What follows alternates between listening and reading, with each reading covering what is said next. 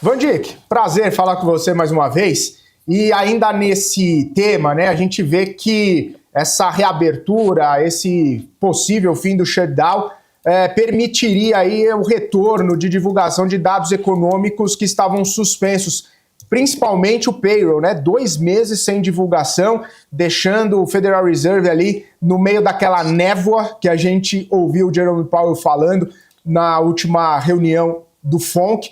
Queria entender um pouco a sua percepção, né? Como que essa retomada das informações pode mudar a percepção do Fed sobre o mercado de trabalho, sobre esses dados relevantes e também, né, talvez mudar a visão do mercado sobre esse cenário macro aí dos Estados Unidos. Felipe, a grande vantagem em não ter os dados é que você não tem, de fato, notícia má para ser dada, né?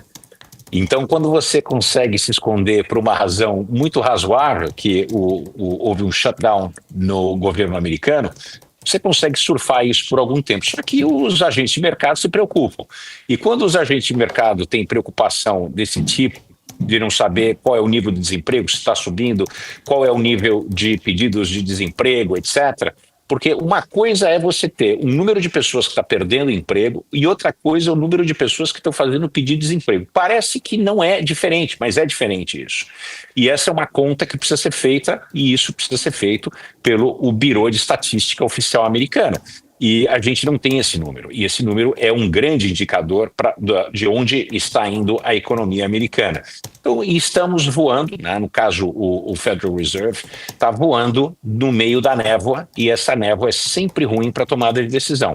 Uma vez que a gente não tem os números exatos, o Banco Central voando às cegas, o mercado se retrai. A gente viu semana passada, a gente sempre tem um bode expiatório. Semana passada eram as empresas de tecnologia. Essa semana provavelmente vão ser as taxas de juros de longo e curto prazo.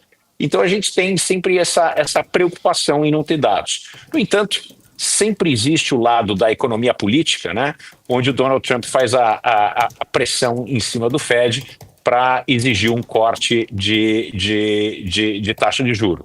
A gente teve um corte de taxa de juros, que eu mesmo não tenho muita certeza, a inflação dos Estados Unidos continua bastante pressionada, mas na ausência de dados e essa preocupação iminente com o nível de emprego, sem ter o número, o Fed embarcou nessa, vamos cortar a taxa de juros, vamos cortar para evitar qualquer problema no futuro. Será que eu não estou atrás da curva?